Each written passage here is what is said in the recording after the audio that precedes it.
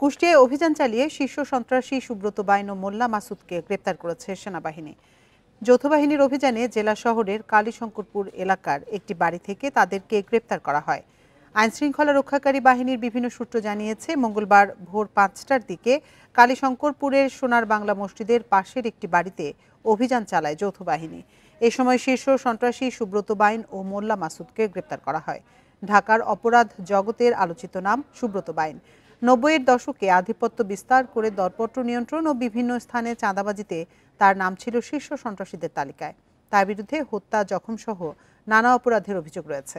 ২০০১ সালের ২৫ ডিসেম্বর ২৩ শীর্ষ সন্ত্রাসীর যে নামের তালিকা প্রকাশ হয় তাদের অন্যতম ছিলেন সুব্রত বাইন। তার নামে এখনও ইন্টারপোলের রেড নোটিশ জারি রয়েছে। এই মাসে বাসা নিয়েছে ওরা, মাসের বোধহয় ৭ তারিখের পরে ওই সব লোক আসছে। ৭ তারিখ পর্যন্ত আলো খুব একটা ঘরে জ্বলতো না। দরজা মরজা ভাঙলো আর্মিরা, তারপরে ওদের কারকে যেন ধরে নিয়ে চলে গেল। একটা মাইক্রো নিয়ে আসলো, সেই মাইক্রো নিয়ে গেল আর আর্মির গাড়ি।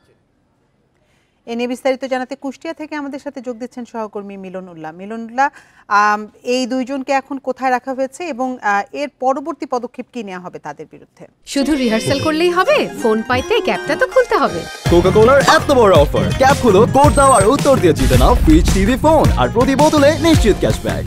আসলে এই দুইজনকে এখন কোথায় রাখা হয়েছে এটা আমাদের দ্বারা বলা এখন সম্ভব হচ্ছে না, এই কারণে যে আসলে কুষ্টিয়া থেকে যে এই দুই শীর্ষ সন্ত্রাসীকে সেনাবাহিনীর অভিযানে আটক করেছে, এখনো কিন্তু কুষ্টিয়ার যে সেনা ক্যাম্প, সেই সেনা ক্যাম্পের পক্ষ থেকে কিন্তু আমাদেরকে নিশ্চিত করা হয়নি। কিন্তু আমরা বিভিন্ন সূত্র থেকে এবং ডিজিএফআই সূত্র থেকে কিন্তু আমরা নিশ্চিত হতে পেরেছি যে এই জায়গা থেকে এই দুই শীর্ষ সন্ত্রাসীকে আটক করে ভোরবেলায় নিয়ে যাওয়া হয়েছে এবং তাদেরকে ঢাকাতে নিয়ে যাওয়া হয়েছে। আমি যদি আপনাকে একটু দেখানোর চেষ্টা করি যে এই সেই ৩তলা বাড়ি, যে ৩তলার বাড়ি আসলে ২ তলা এবং ৩ তলা পুরাটাই মেস, এবং এই নিচতলাটি খালি ছিল এবং এই নিচতলার যিনি কেয়ারটেকার, সেই কেয়ারটেকারের মাধ্যমে কিন্তু এই বাসাটিকে ভাড়া নেওয়া হয় এবং মাসিক ৬০০০ টাকায় ভাড়া নেওয়া হয় এবং ৬০০০ টাকা ভাড়া নিয়ে প্রায় ১ থেকে ১.৫ মাস আগে কিন্তু তারা এই বাসাতে ওঠে এবং এই বাড়িতে ওঠার পরে কিন্তু তাদের বাইরে খুব একটা আনাগোনা দেখা যায়নি এবং তারা কিন্তু এই বাড়িতেই থাকতো এবং একজন মহিলা ছিল, তিনি এখানে এসে রান্না বান্না করে দিয়ে যেত বলে আমরা জানতে পেরেছি। আরেকটি বিষয় আপনাকে বলে রাখি যে আসলে এখন কিন্তু এই এলাকাটা অনেকটাই স্তব্ধ এবং সবাই কিন্তু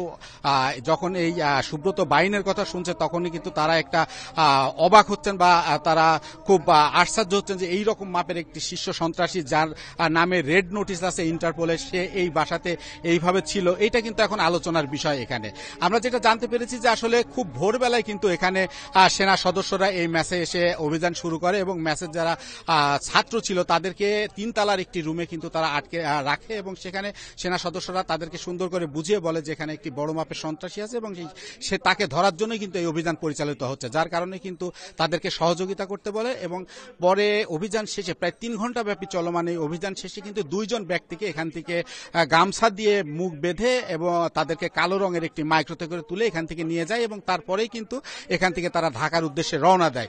এই পর্যন্ত আমাদেরকে জানতে পেরেছি। আমরা বারবার এখানে সেনা ক্যাম্পের যিনি দায়িত্বশীল কর্মকর্তা আছে তাদের সাথে কথা বলার চেষ্টা করেছি, কিন্তু তারা আমাদেরকে এই ব্যাপারে কোনো কিছু নিশ্চিত করতে পারেনি এবং আমরা স্থানীয় পুলিশ প্রশাসনের সাথে কথা বলেছি, তারাও বলেছে যে আসলে এই অপারেশনের সাথে তাদের কোনো সম্পৃক্ততা নেই এবং তারা কিন্তু এই অভিযান সম্পর্কে কিছু বলতে পারেননি।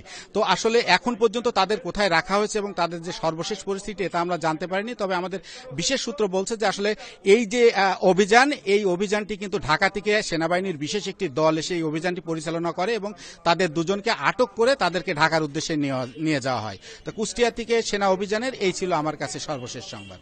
কুষ্টিয়া থেকে সবশেষ তথ্য জানাচ্ছিলেন সহকর্মী মিলন উল্লাহ।